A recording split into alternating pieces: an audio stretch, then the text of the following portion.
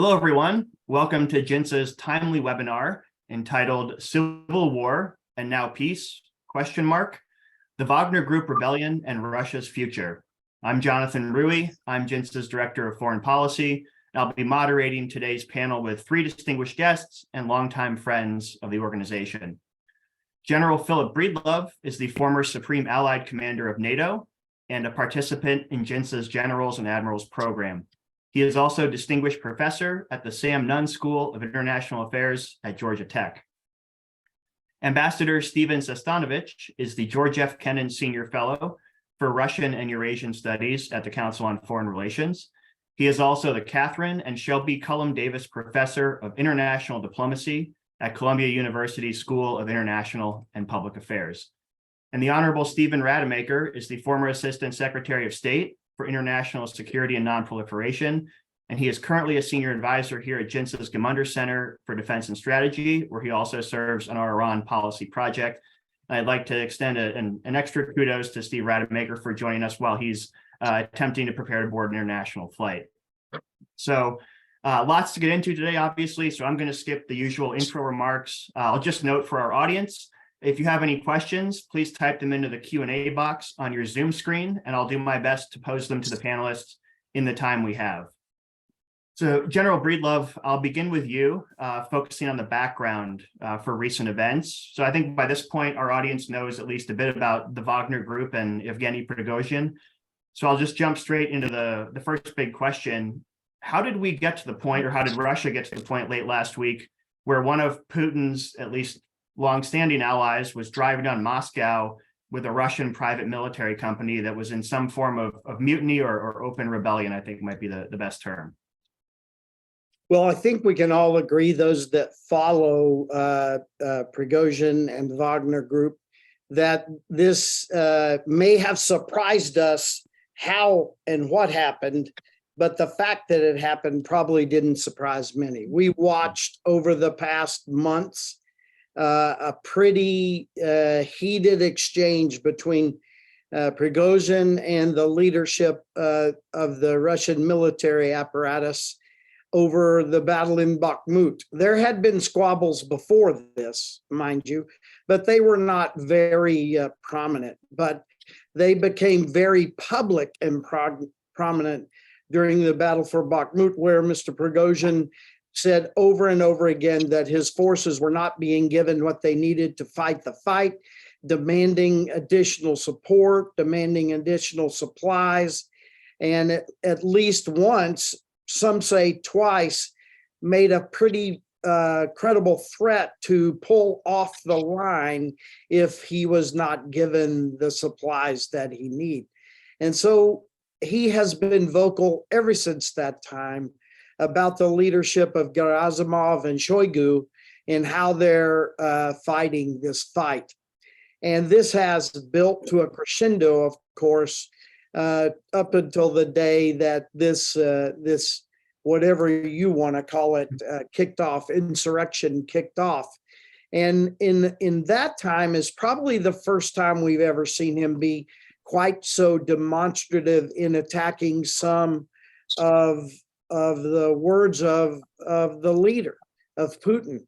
You know, he made some pretty demonstrative statements about the illegitimacy of this war and the illegitimacy of the premise of the war. And so that was even a bit of an acceleration of his norm and rhetoric. So I think we get there from a fight or a series of fights that started because Prigozhin was really at unease with the way that Gerasimov and Shoigu were ostensibly running this war, if we think they're really the ones who were advising Mr. Putin. So there's a couple of great issues to jump into there. But General Breedlove, just a quick follow-up question. As you mentioned, Prigozhin had certainly some issues with the way Russia's military brass was, the way he claimed they were running the war. Based on sort of your professional military assessment, Prigozhin claims that Wagner is not only the best fighting group in Russia, but one of the best forces in the world. to what extent do you put stock in that, or is it convenient for him to just sort of try to transfer the blame for Ukraine onto Shoigu and Gerasimov? Well, there's a lot of flavors to answer that by. I think one we should start with was Mr. Lavrov and his comments just this morning or last night, however you want to judge the time. He actually was asked about what Wagner was going to keep doing or not keep doing in Africa. And he said that they would continue to work in North Africa because they were doing, quote unquote, a pretty good job. That's a paraphrase of Russian, of course, but so there's some really mixed signals coming out of Russia right now about what is the future of and how the Wagner group will continue into the future. The fact of the matter is that the core Wagner group were pretty experienced and capable soldiers. But as you and I both saw during this war, Wagner's numbers were swelled by introducing convicts and people ripped from the jails and things. So in the main, the core Wagner soldiers are pretty good at what they do, pretty experienced, and a lot of them former Russian military. But during this war, how Wagner was used as a tool brought aboard some incredibly undisciplined soldiers with unsavory actions on the battlefield.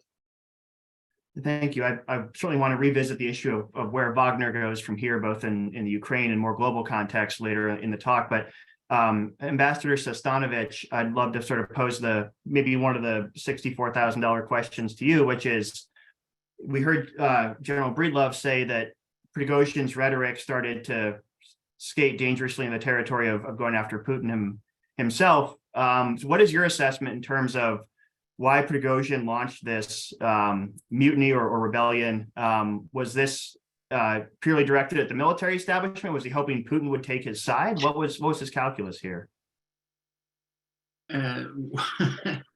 Well, the first thing to say is there's an awful lot we don't know, and we're going to learn more. We're also going to hear a lot more spin from all parties that may confuse us and keep us from knowing what was actually going on.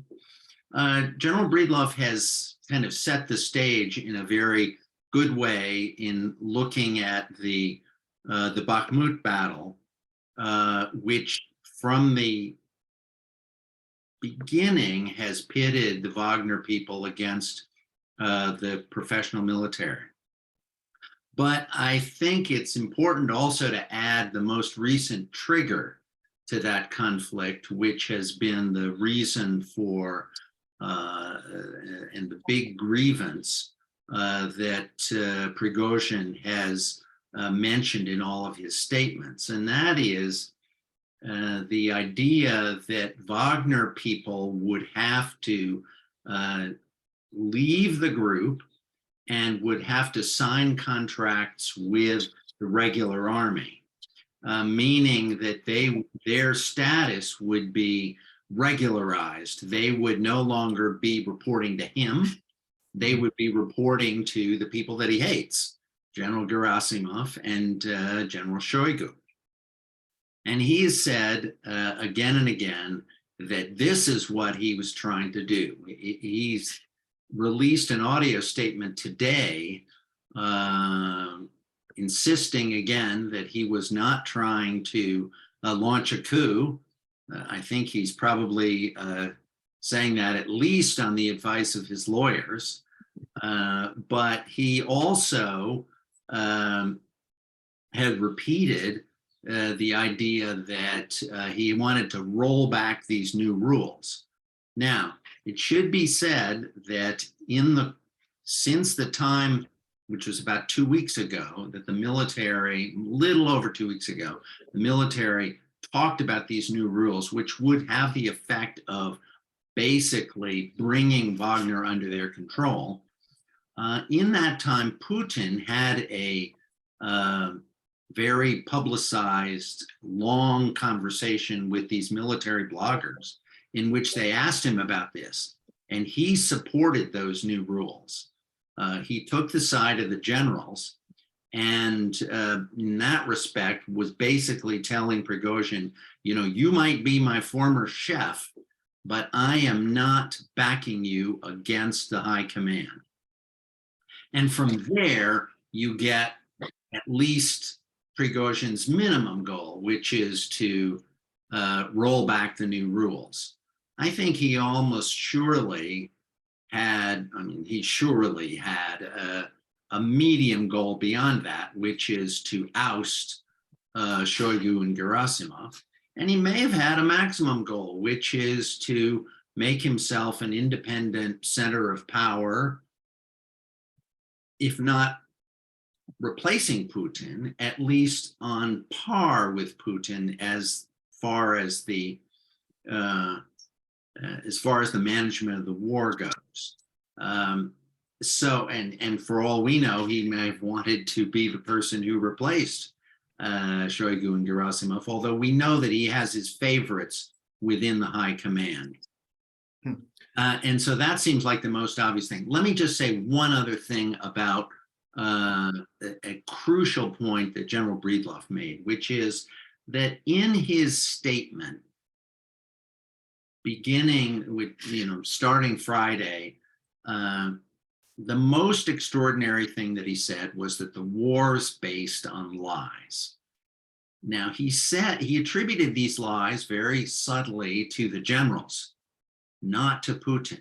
Mm-hmm. But the truth is, everybody knows that those are the lies that Putin himself has spoken again and again since the beginning of the war. The generals haven't particularly spoken those lies. So in that respect, he was challenging Putin frontally, not just the generals. And whatever he says, as I speculate, on the advice of his lawyers about not launching a coup, he definitely was challenging Putin's authority.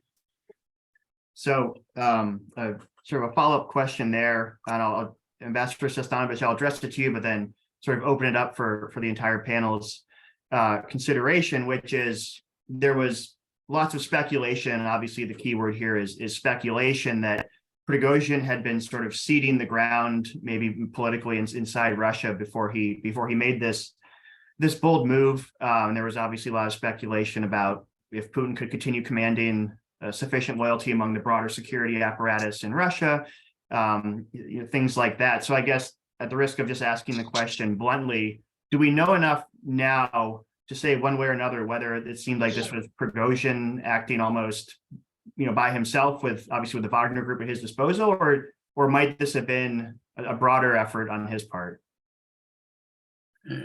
If you're saying, was this not only a coup attempt, but a coup plot with co-conspirators, we don't know the answer to that. Not a lot of people have suggested it.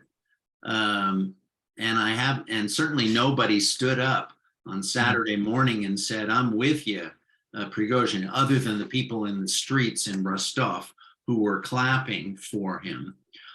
He didn't evoke a lot of allies, but if you ask your question slightly differently, which is not, did he prepare the ground by telling people, I'm going to do this crazy thing, and I hope you'll be with me?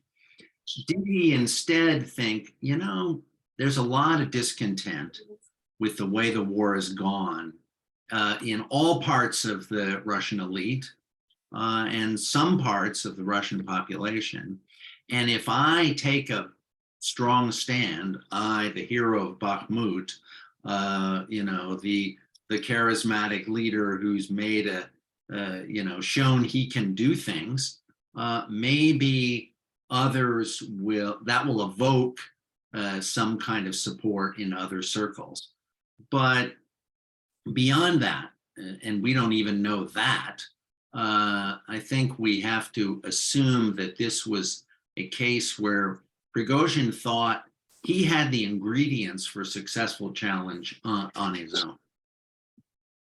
So Steve Rademacher, again, I'll pose this question to you first, and then the rest of the panelists feel free to chime in. So it seems that, again, from a casual outside observer, what began very abruptly seem to also end rather abruptly, at least in terms of immediate events, chiefly this deal between Moscow and Prigozhin for Prigozhin to get more or less a golden parachute into Belarus, if such a thing exists.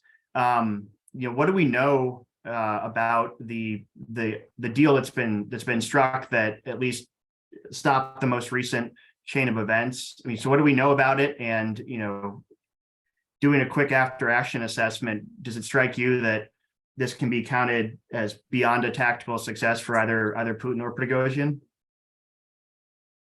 Well, let me begin by agreeing with what Steve said, which is there's an awful lot we don't know here, and so we're reduced to speculating on many of these points, and I'm happy to speculate, but that I just want to disclaim it that it is speculation. There are a couple of remarkable things here. I think I agree with Steve that there's no evidence that there was a coup plot here, that he had co-conspirators in the Russian military. On the other hand, it's truly remarkable that, from what I read, his forces went into Rostov-on-Don and captured the regional Russian military headquarters, apparently without resistance, and then advanced 2/3 of the way to Moscow, again without. I think they were attacked by some helicopters, but it doesn't sound like there was substantial resistance from the Russian military to what he was doing. That doesn't necessarily mean coordination or support, but it looks to me like much of the Russian military decided just to sort of stand down and to duck and see what happened, which, if you're Vladimir Putin, has to be deeply troubling. Now, on the deal, I think you pretty much summarized everything we know about the deal, which was he suspended his advance and apparently gets some form of asylum in Belarus. Now, I look at that and I wonder how tenable that is. First of all, I'm mindful of the Sergei Skripal case, where a former Russian spy who was living in Britain, not in Belarus, which is essentially a Russian colony, but Britain, was the target of an assassination attempt, almost successful assassination attempt by the Russian secret services. What makes Prigozhin think that, having been accused of being a traitor by President Putin, that he can live happily and safely in Belarus for the rest of his life, and if he no longer has a military behind him? If I were him, I'd get a little bit nervous about that arrangement, which makes me wonder whether there is more to the arrangement. I do think the Wagner group has proven to be a very capable military force, and Russia needs more of those capabilities, not fewer of them in Ukraine. So I doubt that they're going to line them up and shoot them or something, or discharge them. I think they're going to want to co-opt them and continue to use them. Whether they can do that without Prigozhin, I don't know. But anyway, I'm sort of mystified by the end game. My guess is that the acquiescence that we saw initially from the Russian military, who was given indications that wasn't going to last, that if he continued to advance, there would be serious pushback. And I think it was probably at that point that he concluded that his effort was bound to fail, and he looked for an alternative. But again, that's speculation. General Breedlove? Well, I want to agree with everything that's been said and just add a couple of thoughts. I agree that there probably wasn't any grandiose plan here, but there was some tactical planning. Not all the forces that went into Voronezh were with him in Rostov-on-Don. There were forces that were headed probably to both locations based on the speed. And yes, he was encouraged, I think, in both of those towns, and even a couple of more towns to the north, where he really met almost zero resistance, attacked once by helicopters that were shot down, etc. But there was at least acquiescence by a lot of the local commanders that didn't bring out troops on troops or armor on armor kind of pushback. I think one of the things that began to turn this around, and it was clear to him he could go no further, is when Kadyrov came in on the side of Russia. I think he may have expected possibly that Kadyrov and his forces would come in on his side. I don't know that for a fact, but what we do know is shortly after Kadyrov made these remarks, pretty shortly thereafter was when the advance was ended, etc. So maybe the acquiescence and the expectation that that acquiescence created in the force started to evaporate when no major regular forces announced their move behind Wagner and when Kadyrov came out against Wagner. Steve Sestanovich, did you want to add anything? Yeah, I think this is a case where it's important not just to recognize what we don't know, but to think about how some of those, what other explanations there might be for things that happened. Steve and Phil are both right that the reception in Rostov was not just a matter of groups of people cheering them and being well received at the local McDonald's. Prigozhin's statement on Saturday morning was recorded in the presence of one senior general and a Russian deputy defense minister.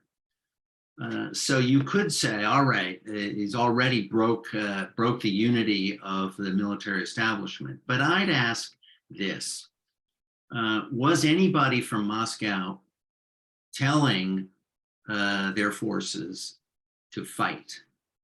Because I think Putin had a very strong incentive to avoid bloodshed. He did not want to have armed units crashing into each other and symbolizing the onset of civil war.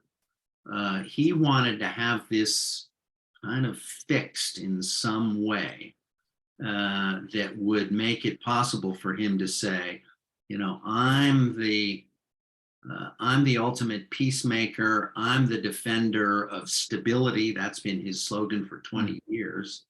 And I don't want anybody to have to point to and ask me how I let this battle start. Not just because it would be one awful bloody battle, but because who knows where it would lead.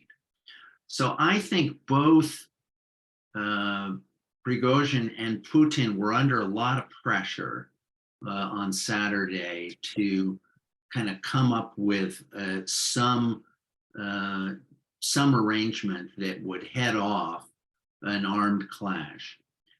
They were probably both under more pressure than they really wanted. Quick decisions can produce bad outcomes. And slower in particular, I think, might have been good for Prigozhin. It might have been smart for him to stop on the way to Moscow and say, okay, look, here's where we are. It's the end of Saturday. I want to know where Gerasimov and Shoigu are going to be on Monday. At any rate, a little more careful, drawn out putting of his cards on the table might have helped him. One other thought here. We don't really, not only do we not know the details of the deal, it may be that the details of the deal were not actually part of the deal. Was what I've called the King Lear question. Was it going to be part of the deal that Prigozhin would be able to take hundreds or thousands of guys with him to Belarus? That, by the way, would be a good protection against Steve Rademacher's concerns. Was he going to be able to keep his Telegram channel? And would he be able to continue to be a spokesman, an advocate for different political and military issues? We don't know those things.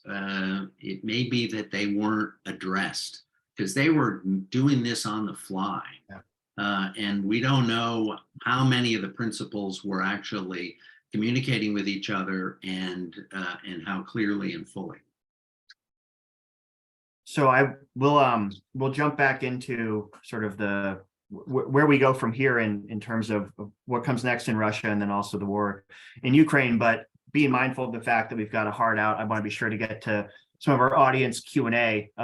So the first one, this is from Josh Rogan at Washington Post. And this is not part of his question, but we saw over the weekend the U.S. government say, we view this as an internal Russian matter. But so now with that backdrop, Josh Rogan's question is, how can or should the U.S. government and the Biden administration take advantage of the current chaos in Russia? What are the policy options? And if we were smart, how would we use this to our and Ukraine's advantage? I'll open that to the group. If anybody wants to chime in, otherwise I'll start calling on people. Steve, I'll take off please, on. General Breedlove, yes. Yeah, so I've heard more than one in the last day and a half sort of have this notion that it's time for Ukraine to launch the fleet. And, now it's time for swords and banners in the flying in the wind and let's move out. And I would absolutely caution against such a set of decisions. Yes, there is some turmoil in Russia. And I think as much as turmoil, it's indicative of some structural weaknesses in the support structures around Mr. Putin, in the support structures of the military, et cetera, et cetera. But what we've seen from Ukraine so far in this war, I think, is measured general officership, measured civilian leadership, and a very mature approach to understand that they are fighting with less against a country with more. And so I am completely opposite of the idea it's time to launch the ship here and move out. I think that we need to caution continued patience with the way that the Ukrainians are approaching this. They're beginning to have some successes, several places through the first defensive belt, a couple of places through the second defensive belt.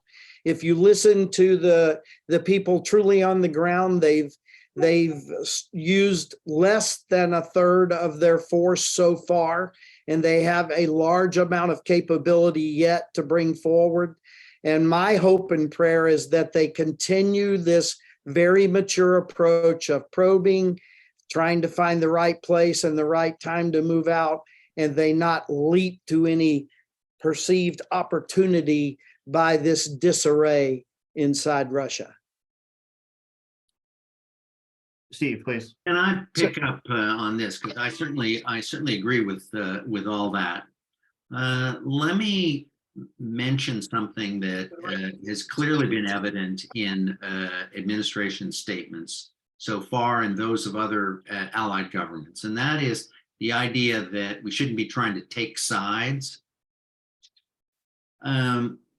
I think it's definitely true that the United States does not gain by seeming to be a party to the internal conflicts in Russia. Russians should not, who want to speak out against Putin, should not be burdened by the thought that they're just helping the United States. They should be empowered by the thought that things are going bad for their country and they need to speak up. But here's one way to talk about that, which picks up on something that we were discussing earlier. And that is the claim that Prigozhin makes that the war is based on lies.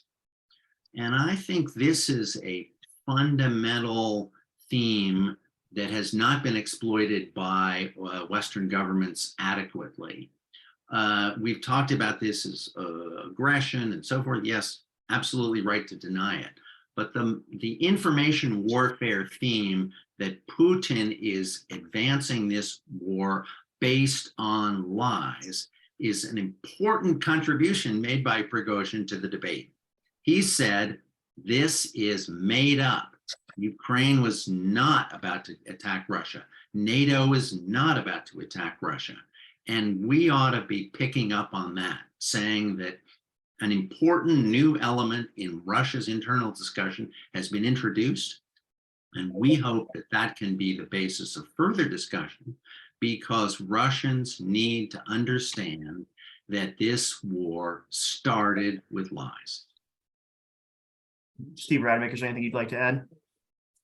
So I think that's a very keen point that Steve makes. But I do think it's important to emphasize that even though Prigozhin said that, he did not then take that to what is the natural conclusion that I would draw, and I think probably all of us as Americans would draw, which is that they ought to end this war.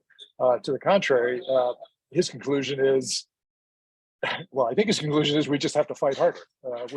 We're locked in now, and you know, our One nation cannot fail. clarification, Steve, about that.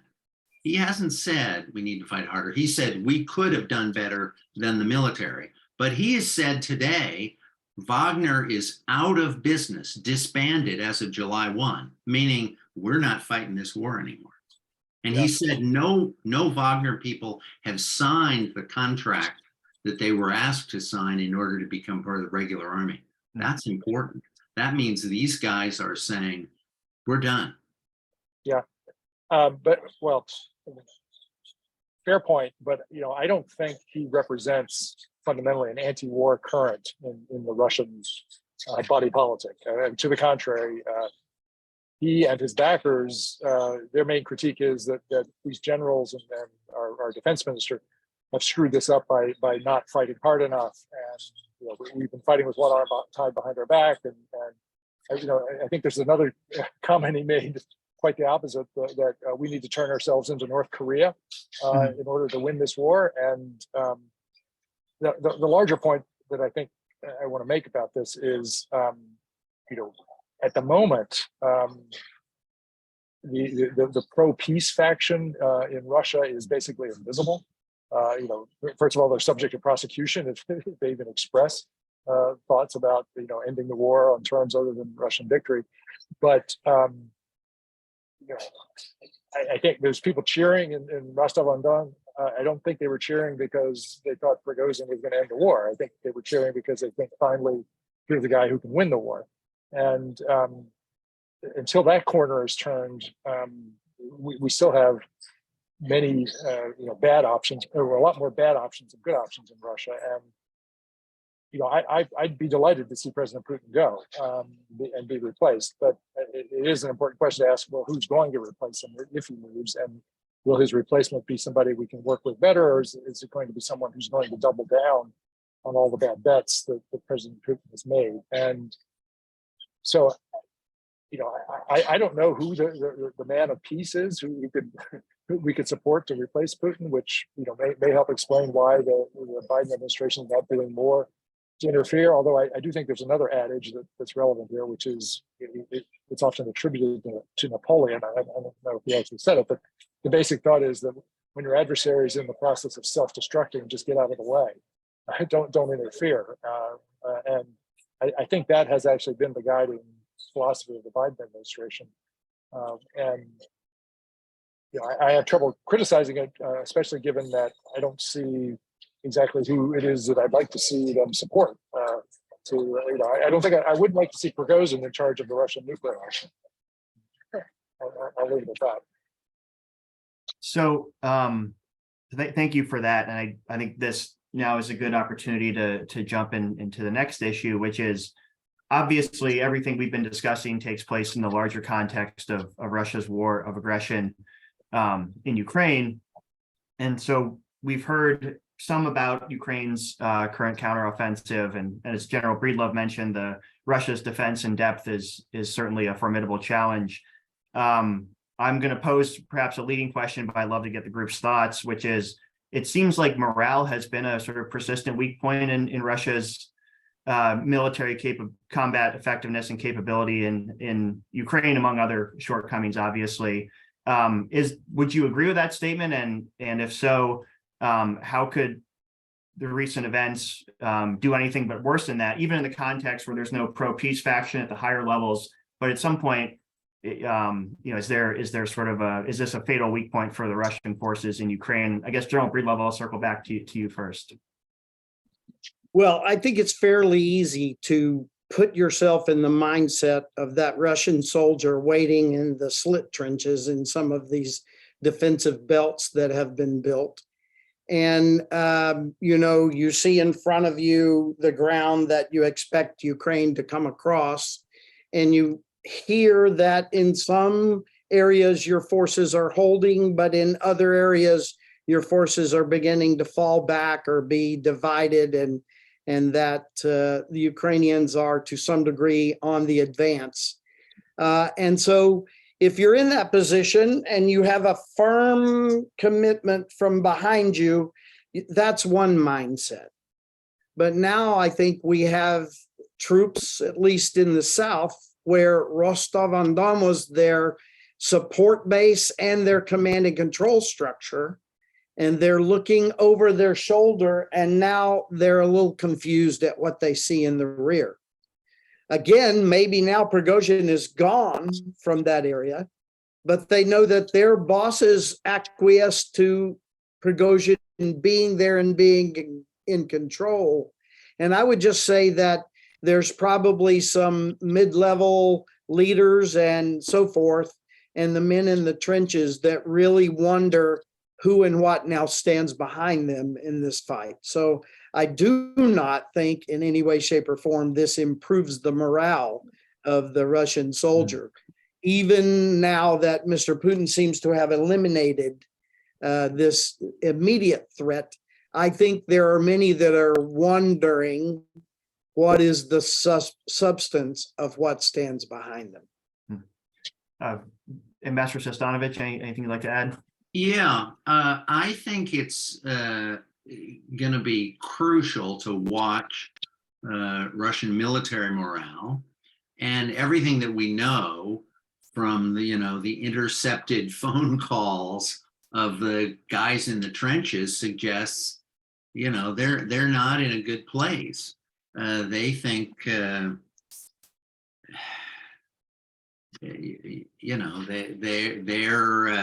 out there exposed. They have been dreading this counteroffensive. They don't want to be the ones defending it. But I think it's important to broaden the aperture a little bit, because what the impact of this is not going to be just on whether soldiers in the trenches think they've got support back home.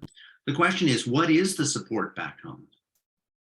Every article that you read by Russian commentators and Western reporters who are now strung out mostly along the periphery of Russia suggests that the Russian elite is telling people, look, we think Putin is weaker. We think his ability to promise good results is more in question than it's been. And it is important to try to find ways to embolden those people. It's very difficult to do, but it is important for Russians who are, if it's true that they're thinking Putin is weaker, they are, they may have more courage to speak up and question in careful ways what Putin's decisions amount to, what his authority rests on. You see this in even among the constituency that Steve Rademacher correctly describes as, the nationalist pro-war advocates. People thinking, this just isn't going well. Remember, in 1916, as the war began to go really badly for the Russians, it was plenty of people who had been supporters who became critics. People think that World War I lasted 4 years, but in fact, for Russia, it lasted 2 years, because in the fall of 1916, it became obvious that they were losing ground, losing the ability to keep their forces in the field. They had mutinies at the front. They had dissent at home in the major cities. And what you want to watch for, and if in any way possible to encourage, is that kind of ferment in Russia. And one has to do it in a way that does not make it look as though this is just the American agenda. But Prigozhin has given us an opening. Prigozhin has said, finally, the rationale for this war is ridiculous. So Yeah. I'd like to follow up directly on that, Ambassador Sestanovich. Everything I've read, would all seem to indicate that this war is certainly going to go on for a while, whatever that means in some form or another. So given the sort of context that we've laid out here today, especially in your recent responses, might what's going on now affect Putin's willingness or ability to call up another round of conscription? Because based on everything I've seen, the last draft wasn't exactly popular. Yeah. In his conversation with military bloggers that I mentioned earlier, Putin seemed to suggest that there was no need for another round of conscription because that's going to be unpopular in just the way that you described. He said, in a kind of smart alecky way, well, what do we need? What do we need to have conscription for? Is it because we're going to Kiev? Seeming to say, well, no, that's out of the question. Another reason to think that he may not go for another round of conscription is that the first round is pretty open-ended. He can keep calling up more people without announcing that it is a second round. And they're for sure going to be doing that. But, one thing to add here is without the Wagner group, they've already lost. And maybe losing more people at the front. So Putin may need new bodies, and that puts him under pressure. Russia's potentially decisive advantage here is numbers. They started the war with about equal numbers with the Ukrainians. Now they've got more, but they may want to push that higher, and particularly push it higher at a time when there's turmoil at home and demoralization on the front. So I want to circle back to a few more questions related to Putin and where Russia goes from here, but we've got a lot of questions from our audience. I wanted to be sure to get to as many as I can. So I guess, General Breedlove, I'll pose this question first to you, and then again open it up. And this is from Trudy Rubin at the Philadelphia Inquirer. What impact, if any, do you think these events will have on the U.S. supplying ATACMS and greenlighting F-16 delivery? And do you think it will impact NATO's decision at their upcoming summit? So to the first, and it's good to hear from Trudy. She often asks me questions. To the first question, sadly, I don't think this will affect how we and what we supply to Ukraine. I believe that the decisions on the now more offensive kit that Ukraine needs to win as opposed to not lose, those decisions are not based on what just happened. I think that our government is deterred. Mr.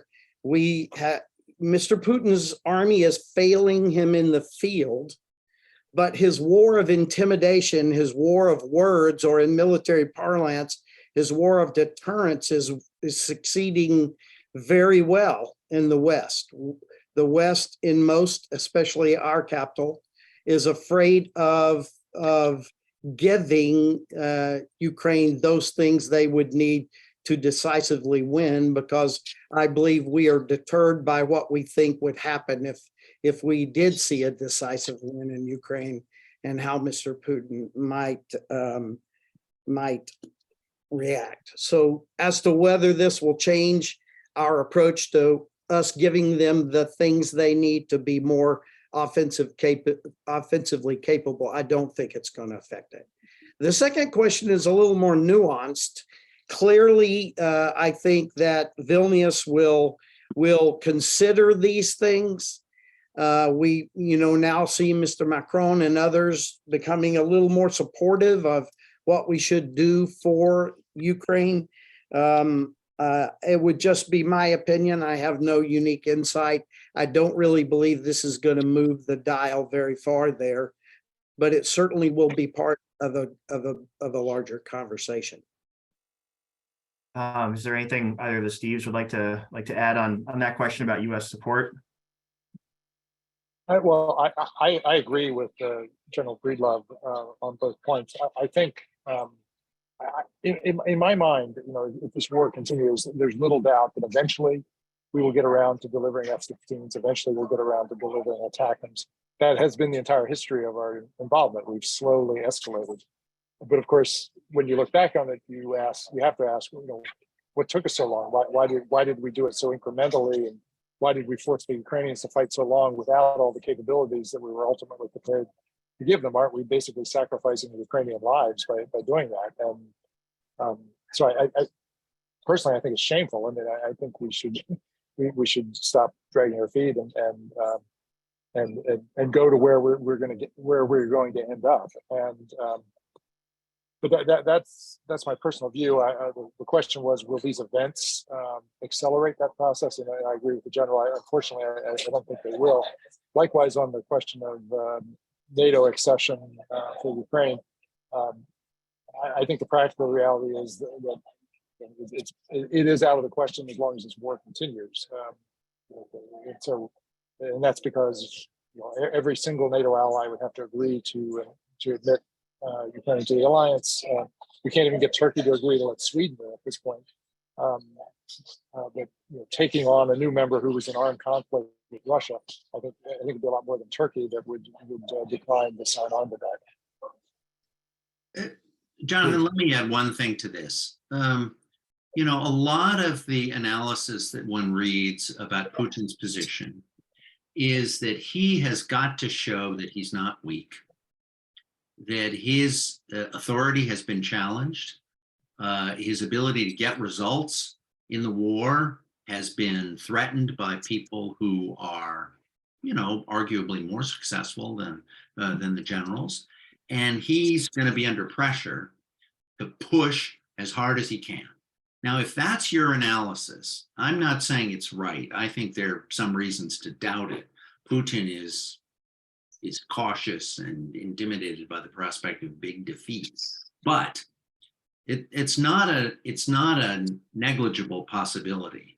And if one thinks that there is in the next 6 months the prospect of a bolder Russia, a more determined go for broke approach on the battlefield, one ought to be supplying the Ukrainians everything that they need, because the Biden administration does not want to be open to the criticism that Steve has just articulated, which is not just why did it take you so long, but don't you see that you made the Ukrainians vulnerable at a moment where Putin decided to up the ante? We don't want that to happen. So one argument at Vilnius probably needs to be, are we dealing with an even more dangerous Putin than we thought? And if that's the case, what do we need to do about it? And so thank you. That sets up my final question to the group, and we can keep it brief.